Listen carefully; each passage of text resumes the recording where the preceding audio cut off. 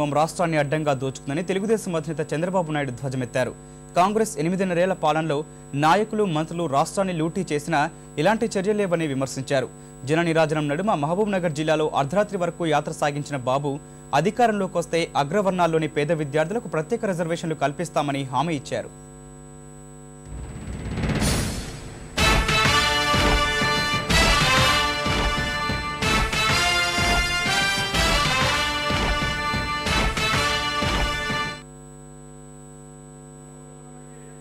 అడుగడుగున అశేష జనవాహిని నీరాజనాలతో వస్తున్న మీకోసమంటూ ముందుకు సాగుతున్న తెలుగుదేశం అధినేత చంద్రబాబుకు మహబూబ్ నగర్ జిల్లాలో తొలి రోజు ప్రజలు బ్రహ్మరథం పట్టారు. ప్రజల ఘన స్వాగతం మధ్య కర్నూలు జిల్లా సుంకేసుల నుంచి మహబూబ్ నగర్ జిల్లా రాజాలకు చేరుకున్న బాబు ఎస్సీ కాలనీని సందర్శించి వారి కష్టసుఖాలను తెలుసుకున్నారు. 2009 నాటి వరదల్లో సర్వం కోల్పోయిన గ్రామస్తులను ఆదుకోవటంలో కాంగ్రెస్ ప్రభుత్వం నిర్లక్ష్యం వహించిందని ధ్వజమెత్తారు. అధికారంలోకి రాగానే వరదల్లో ఇళ్లు కోల్పోయిన వారికి ₹1,00,000తో పక్కా ఇళ్లు కట్టిస్తామని హామీ ఇచ్చారు. వడ్డేపల్లి మీదుగా శాంతినగర్ చేరుకున్న బాబు అక్కడి రైతులు, విద్యార్థులు, మహిళల సమస్యలను అడిగి తెలుసుకున్నారు. వర్షాభావ పరిస్థితులకు తోడు విచ్చలవిడి విద్యుత్ కోతలతో తీవ్రంగా నష్టపోయిన అన్నదాతలను ఆదుకోవటంలో ప్రభుత్వం ఘోరంగా విఫలమైందని మండిపడ్డారు. ఎరువుల ధరలను కూడా భారీగా పెంచేసి రైతుల నడ్డి విరిచిందని విమర్శించారు.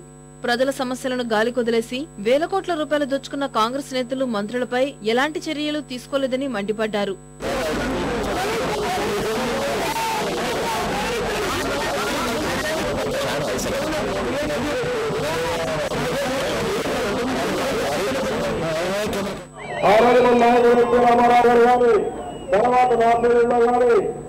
ఎవరైనా అవినీతి చేస్తే వాళ్ళని ఎక్కడికక్కడ యాక్షన్ తీసుకున్న సందర్భాలున్నాయి.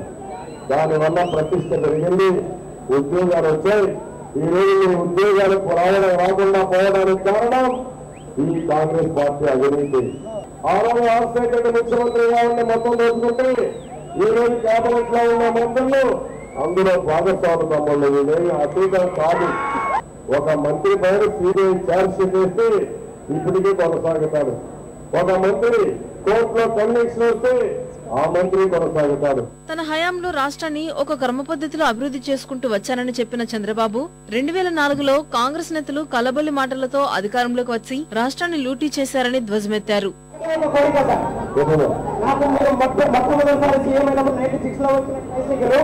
పూర్తిగా అధ్వానంగా తయారైంది సార్.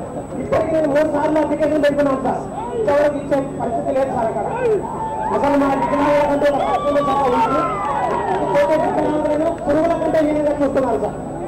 దీని మీద మీరు ఖచ్చితమైన ఒక దృష్టి పెట్టి అన్ని వ్యవస్థల్ని ఒక పద్ధతి ప్రకారం నడిపించాను. ప్రపంచంలోనే ఆంధ్రప్రదేశ్ అంటే ప్రపంచ పద్ధతిలో పెట్టాను. ఆ రోజు కాంగ్రెస్ పార్టీ కళ్ళబుల్లి మాట్లాడారు. దాంతో కొంత ఓటు చేసే పరిస్థితి వచ్చింది. తర్వాత వాడి యొక్క రియల్ ఎజెండా నిజ స్వరూపం బయటపడింది. 5 సంవత్సరాలు రాజశేఖర రెడ్డి గారు ఈ రాష్ట్రాన్ని మొత్తం పోషిస్తున్నారు.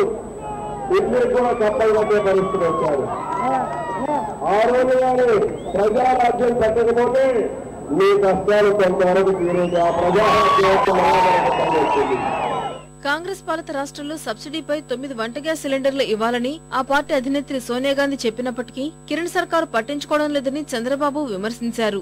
తెలుగుదేశం అధికారంలోకి వస్తే రాయితీపై 10 వంట గ్యాస్ సిలిండర్లు ఇస్తామని స్పష్టం చేశారు. అగ్రవర్ణాల్లోని పేద విద్యార్థులు చదువుకునేందుకు ప్రత్యేక రిజర్వేషన్లు కల్పిస్తామన్నారు.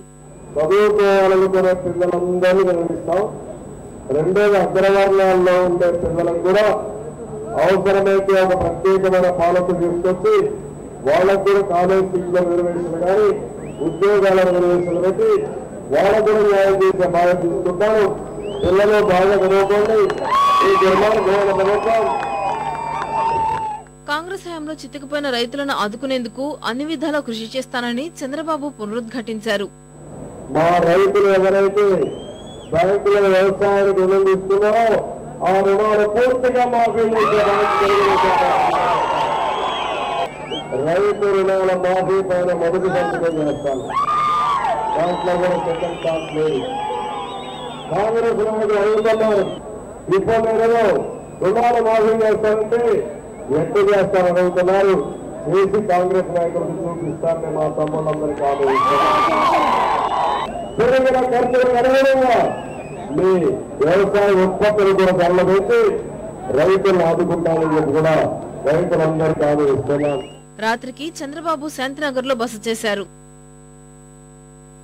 అటు చంద్రబాబు వస్తున్నా మీకోసం పాదయాత్ర నేడు మహబూబ్నగర్ జిల్లా ఆలంపూర్ నియోజకవర్గంలో సాగనుంది.